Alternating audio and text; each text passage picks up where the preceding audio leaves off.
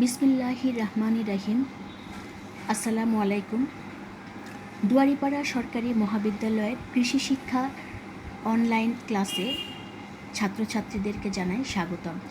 আশা করি তোমরা সবাই ভালো আছো, সুস্থ আছো, নিরাপদে আছো এবং তোমাদের পড়ালেখার সাথে আছো।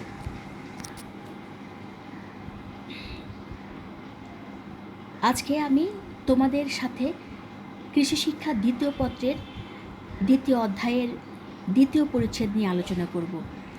পরিচ্ছেদটি হচ্ছে পোলট্রি খামার। এই পরিচ্ছেদে পোলট্রি খামার সম্পর্কে ধারণা দেওয়া হয়েছে। আশা করি তোমরা আমার আলোচনাটা মনোযোগ দিয়ে যদি লক্ষ্য করো তাহলে তোমরা পোলট্রি খামার পরিচ্ছেদ সম্পর্কে ভালোভাবে ধারণা লাভ করতে পারবে। তো আমি শাহনাজ পারভিন তোমাদেরকে আজকে পোলট্রি খামারের নিয়ে বিস্তারিত আলোচনা করব।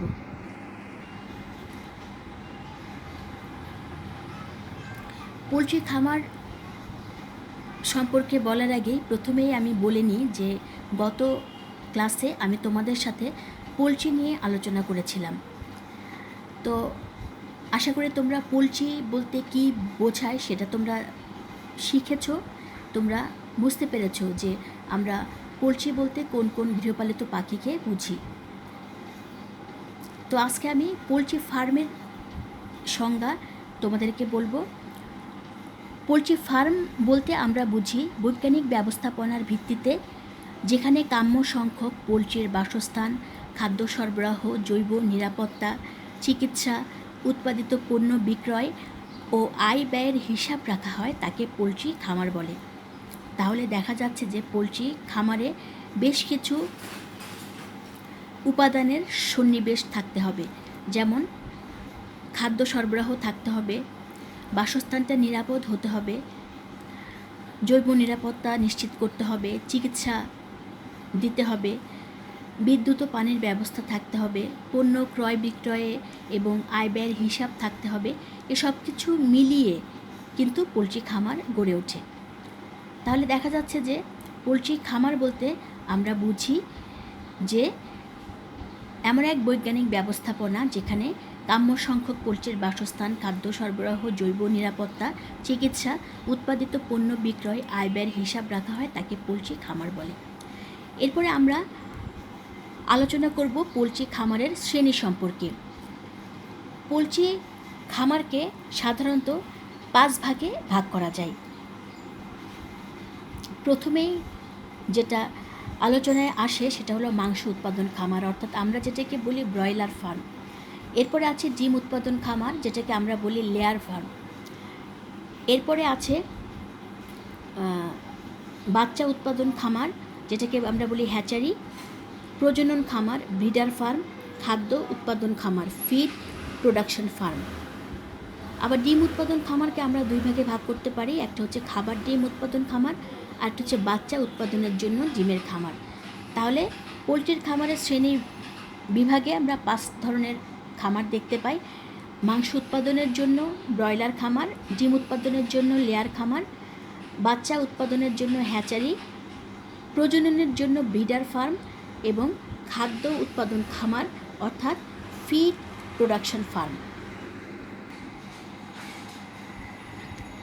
এবার আসছি আমরা আদর্শ পোলট্রি খামার স্থাপনের বিবেচ্য বিষয় নিয়ে আমরা আলোচনা করব। অর্থাৎ একটা আদর্শ পোলট্রি খামার স্থাপন করতে গেলে কিছু কিছু বিষয় আমাদেরকে সর্বপ্রথম বিবেচনায় রাখতে হয়। এই বিষয়গুলো যদি নিশ্চিত না করা যায় তাহলে একটি লাভজনক পোলট্রি খামার কখনোই তৈরি করা সম্ভব হয় না। প্রথমেই আছে মূলধন, অর্থাৎ যে পোলট্রি খামার করবে তার কাছে পর্যাপ্ত মূলধন থাকতে হবে, কারণ মূলধন ছাড়া ব্যবসা শুরু করা যায় না। এরপর আছে স্থান নির্বাচন ও জমির ব্যবস্থা। একটা সঠিক বাসস্থান পোলট্রির জন্য নির্বাচন করতে হবে এবং জমির ব্যবস্থাও করতে হবে।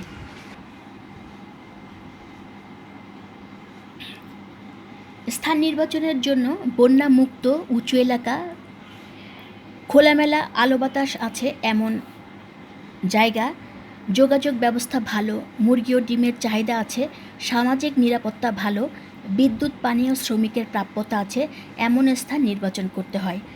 আমরা জমিটাকে ভাড়াও নিতে পারি, আবার ক্রয় করেও নিতে পারি। অর্থাৎ স্থান নির্বাচন করতে গেলে আমাদেরকে স্থানটি এমন হতে হবে যাতে পোলট্রির এই খামারটা একটা লাভজনক খামারে পরিণত হয়। এরপর আছে বাসস্থান নির্মাণ ও খামারের আকার। পূর্ব পশ্চিমে লম্বা করে দক্ষিণমুখী করে বাসস্থান নির্মাণ করা ভালো। বাসস্থান যদি স্থায়ী হয় তাহলে ইট সিমেন্টের দেয়াল করে টিনের ছাউনি এবং তারের নেটের বেড়া দেওয়া যেতে পারে। বাসস্থান যদি অস্থায়ী হয় অর্থাৎ টেম্পোরারি হয় তাহলে বাঁশ ও কাঠের বাসস্থান তৈরি করা যায়।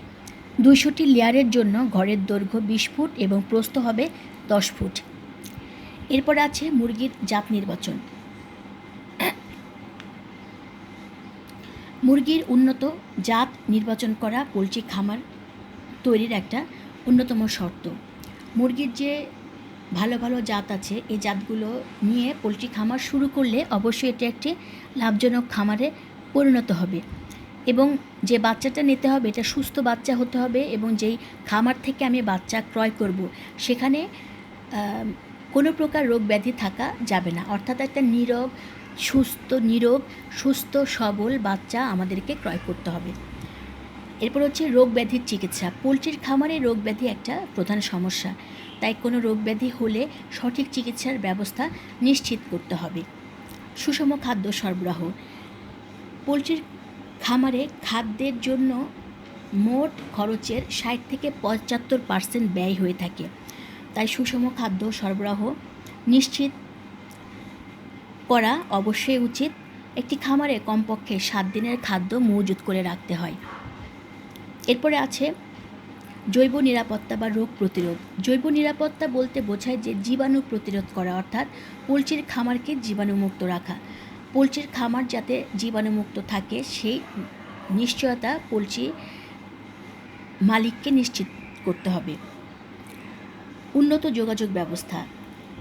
পোলট্রির খামার এমন জায়গায় নির্বাচন করতে হবে যেখানে যোগাযোগ ব্যবস্থা ভালো, অর্থাৎ ডিম, মাংস ইত্যাদি ক্রয় বিক্রয় করার জন্য যোগাযোগ ব্যবস্থা যদি উন্নত হয় তাহলে এটা একটি লাভজনক খামারে পরিণত হবে। এরপর আছে উন্নত বাজারজাতকরণ ব্যবস্থা। পোলট্রি পণ্য বাজারজাতকরণ করতে গেলে বাজারজাতকরণ ব্যবস্থাটা অবশ্যই ভালো হতে হবে, উন্নত হতে হবে। তা না হলে পোলট্রির খামারকে লাভজনক খামারে পরিণত করা যাবে না। এরপর আছে নিরবিচ্ছিন্ন পানি, বিদ্যুৎ ও প্রতিষেধক ওষুধের সরবরাহ। পোলট্রির খামারে বিদ্যুৎ, পানি এগুলো নিরবিচ্ছিন্ন সরবরাহ থাকতে হবে, অর্থাৎ ইলেকট্রিসিটি সিস্টেমটা ভালো থাকতে হবে এবং ওয়াটার সাপ্লাইটাও ভালো থাকতে হবে যাতে পোলট্রির খামারে মোরগ মুরগি বা হাঁস যাই আমরা পালন করি না কেন তাদের পানীয় বিদ্যুৎটা ঠিকভাবে পাই। এরপর হচ্ছে প্রতিষেধক ওষুধের সরবরাহ, অর্থাৎ টিকার ব্যবস্থা করতে হবে। প্রতিষেধক ওষুধগুলো মুরগিকে সময় মতো খাওয়াতে হবে, তাহলে পোলট্রি খামার রোগ থেকে মুক্ত থাকতে পারবে। শ্রমিকের প্রাপ্যতা থাকতে হবে, অর্থাৎ সহজে যাতে শ্রমিক পাওয়া যায় এবং কম মূল্যে যাতে শ্রমিক পাওয়া যায় এটা দেখতে হবে। এরপরে হচ্ছে আয় ব্যয়ের হিসাব রাখা। পোলট্রি খামারে আয় ব্যয়ের হিসাব রাখা একটা প্রধান বিবেচ্য বিষয়। খামারে প্রতিদিন, প্রতি সপ্তাহ, প্রতি মাসের খরচ এবং ব্যয়ের হিসাব লিখে রাখতে হয়। প্রতিটি ব্যাচ শেষ হওয়ার পরে লাভ লোকসানের হিসাব করতে হয়। তো আশা করি তোমরা এই আলোচনা থেকে আদর্শ পোলট্রি খামার স্থাপনের বিবেচ্য বিষয়গুলো সম্পর্কে তোমরা জানতে পেরেছ।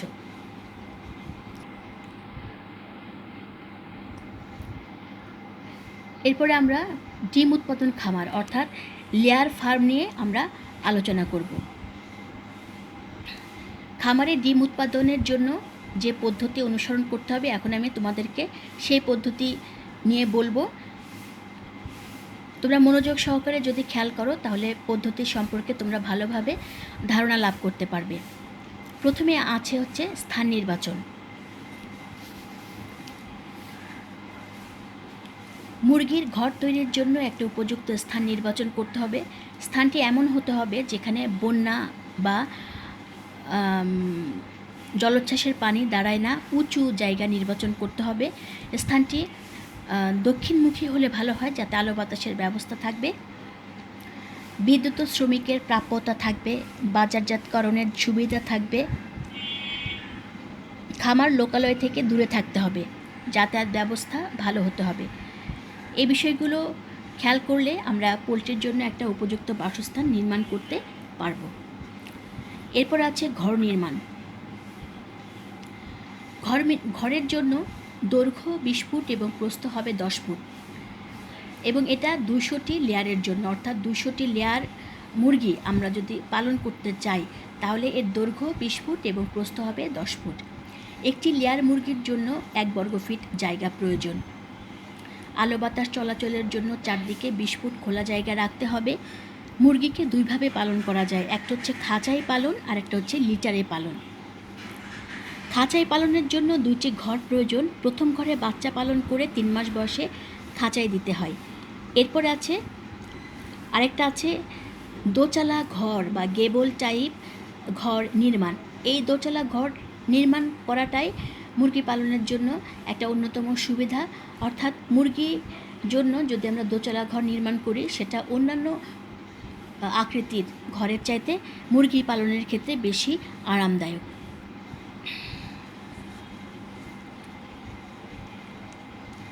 এরপরে আছে লিটার পরিষ্কারের সুবিধার জন্য মেঝে কাদা বা বালি দিয়ে লেপে দিতে হবে। মেঝে কাদা বা বালি দিয়ে লেপে দিলে লিটারগুলো ভালোভাবে পরিষ্কার করা যায়। চারদিকে তারের নেট দিয়ে বেড়া দিতে হবে। তাপ ও আলো নিয়ন্ত্রণের জন্য বেড়ার চারদিকে পলিথিন বা চট দিয়ে ঢেকে দিতে হবে। বিদ্যুৎ ও পানির সরবরাহের ব্যবস্থা থাকতে হবে। ঘরে থার্মোমিটার ও আর্দ্রতা মাপক যন্ত্র রাখতে হবে। খাদ্য ও পানির পাত্র রাখতে হবে। ব্রুডার হাউস তৈরি করতে হবে। ঘর ফিউমিগেশন করতে হবে। তাহলে আমি আরেকবার তোমাদেরকে এই বিষয়গুলো আলোচনা করছি। লিটার পরিষ্কারের সুবিধার জন্য মেঝে কাদা বা বালি দিয়ে লেপে দিতে হবে। চারদিকে তারের নেট দিয়ে বেড়া দিতে হবে। তাপ ও আলো নিয়ন্ত্রণের ব্যবস্থা থাকতে হবে। বিদ্যুৎ ও পানি সরবরাহের ব্যবস্থা থাকতে হবে। ঘরে থার্মোমিটার ও আর্দ্রতা মাপক যন্ত্র থাকতে হবে। খাদ্য ও পানির পাত্র রাখতে হবে। ব্রুডার হাউস তৈরি করতে হবে এবং ঘর ফিউমিগেশন করতে হবে। এরপরে আছে ব্রুডার হাউস তৈরি। ব্রুডার হাউস বলতে আমরা কি বুঝি? বাচ্চার তাপ দেওয়ার ঘরকে ব্রুডার হাউস বলে, আর যে যন্ত্র দিয়ে তাপ দেওয়া হয় তাকে ব্রুডার বলে। তাহলে পোলট্রি পালনের জন্য ব্রুডার হাউসের ব্যবস্থা করতে হবে। ব্রুডার টিন, কাঠ বা হার্ডবোর্ড দিয়ে তৈরি করা যায়। 1 মিটার ব্যাসের ব্রুডারের নিচে 200 থেকে 250টি বাচ্চা রাখা যায়। ব্রুডার ঘর ছনের চালা বা চাটায়ের বেড়া দিয়েও তৈরি করা যায়।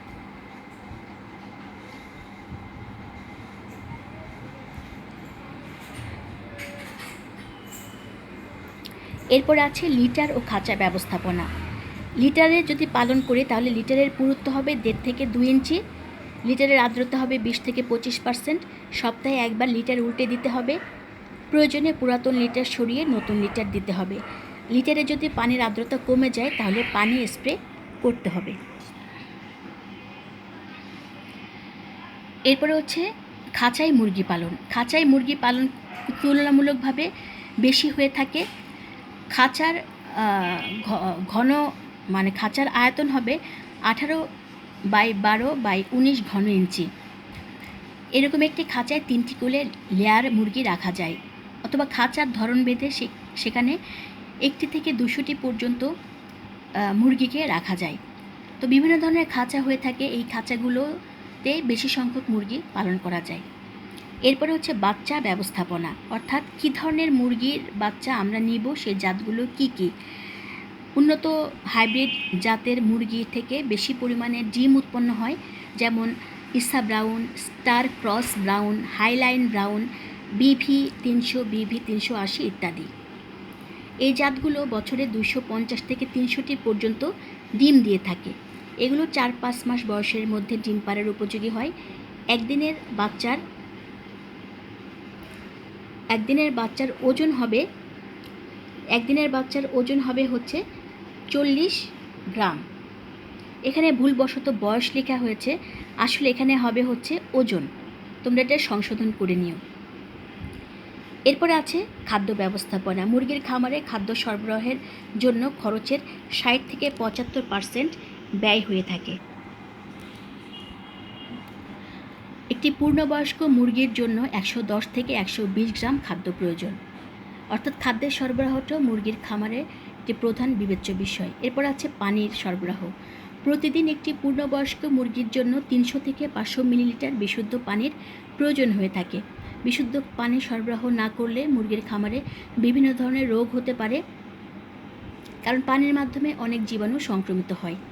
তাই পানি বিশুদ্ধ হতে হবে এবং এটা সরবরাহে নিরবিচ্ছিন্ন ব্যবস্থা থাকতে হবে। এরপর আছে তাপ ও আলো ব্যবস্থাপনা। একটা মুরগির খামারে আদর্শ তাপমাত্রা হবে 15 থেকে 20 ডিগ্রি সেন্টিগ্রেড। সঠিক উৎপাদনের জন্য দৈনিক 14 থেকে 16 ঘন্টা আলো সরবরাহ নিশ্চিত করতে হবে। এরপর হচ্ছে রোগ প্রতিরোধ ব্যবস্থাপনা। খামারের বাইরে লোক ঢুকতে পারবে না।